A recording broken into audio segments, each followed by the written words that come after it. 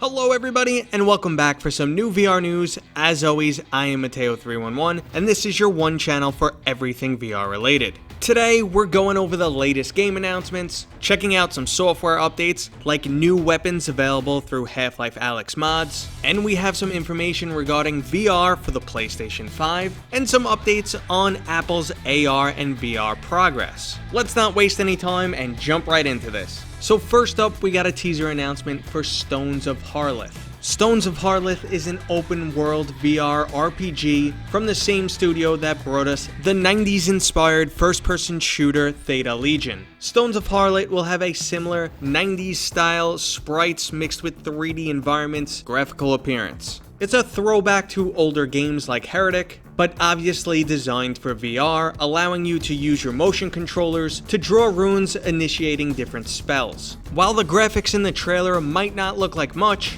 I never let that faze me because things look wildly different while in VR. So next up, we got all the juicy gameplay information we wanted regarding EA's Star Wars Squadrons. This upcoming 5v5 starship dogfighting title was built from the ground up with VR in mind. The game exclusively uses a first-person viewpoint. There are multiple ship classes to match your gameplay style and to build a well-rounded team. There's a large focus on strategy and customizing your ship with different power-ups. There's a dogfight gameplay mode similar to your traditional team deathmatch, and they're introducing a signature gameplay mode called Fleet Battles. This is a multi-staged, objective-based gameplay mode where you'll be entering large-scale fleet battles with objectives such as taking down the enemy's starship. The game will have cross-play support for VR and non-VR players. Currently, there's no mention of motion controller support, so PC players may be limited to either the keyboard and mouse, a gamepad, or a HOTAS system, which has been confirmed. The game features a full single-player campaign, has absolutely no microtransactions, and will be available for $40 on October 2nd.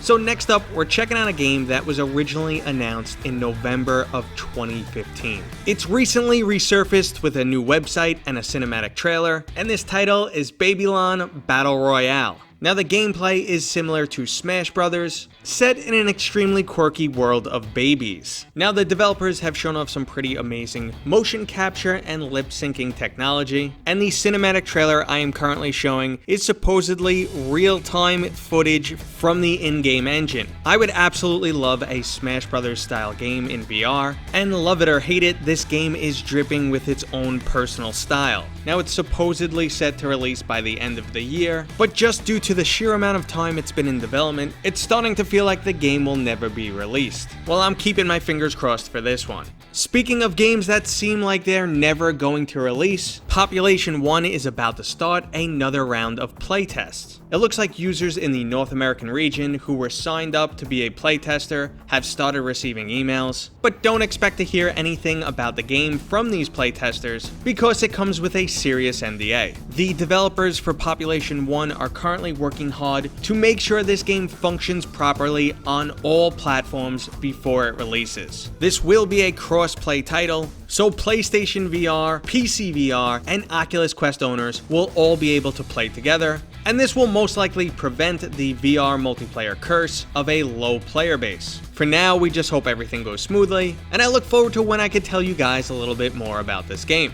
Okay guys, let's move into those software updates where we have some good and some bad news. So let's get the bad stuff out of the way first. The company behind Admix has recently received $7 million in funding to help bring ads into your AR and VR worlds. Admix is a plugin for the Unreal and Unity engines, which allows for the delivery of in-game ads. Now, this might be an unpopular opinion, but in some ways, I am okay with this. Currently, VR development is not very profitable, and if revenue from in-game ads is enough of an incentive to get more developers on board, or it helps to properly fund struggling VR developers, then obviously it's a good thing. My issue is when development starts to center around these features. Product placement and ads should only ever be used when they make sense in the VR environment. If you find a billboard for Coca-Cola while running through the woods in Skyrim, that game should be immediately deleted.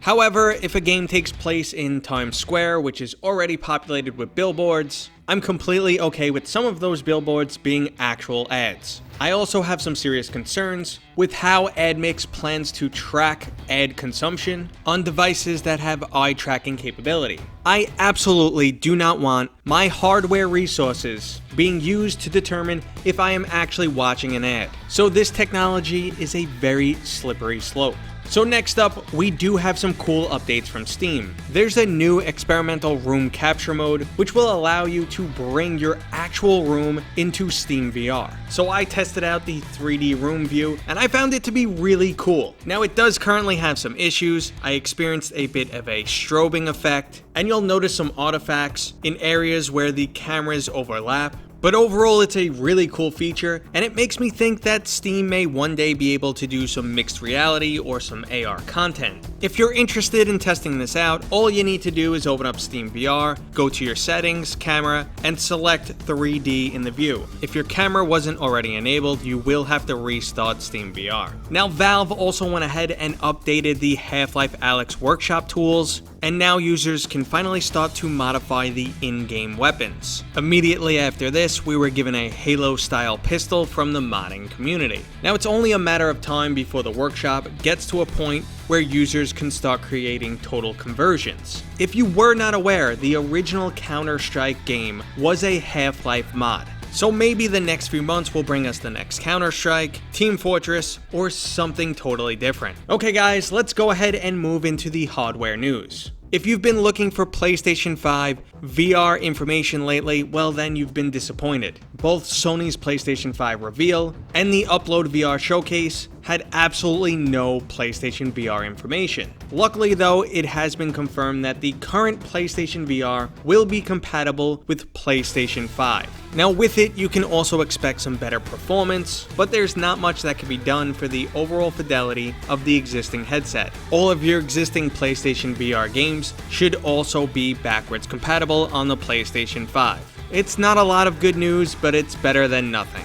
So next up, we recently got some insight into Apple's AR and VR development history. At one point, they were truly planning to deliver the most cutting-edge, high-end VR experience imaginable. The only problem was there was absolutely no way to bring this in a standalone device. Prototypes were running absolutely way too hot, and you just couldn't miniaturize this amount of technology. They then started to develop a standalone hub similar to a Mac Pro, and this device would wirelessly stream AR and VR content to the headset. Now this was after 3 years of development back in 2018. There was some serious division over at Apple that continued for months, one side claiming that the superior power of the external hub will blow everything existing out of the water, but the call for an all-in-one standout device eventually won out. The redesign is said to be similar to an Oculus Quest, except the current prototype is smaller and more capable. Now this product is separate from Apple's AR development.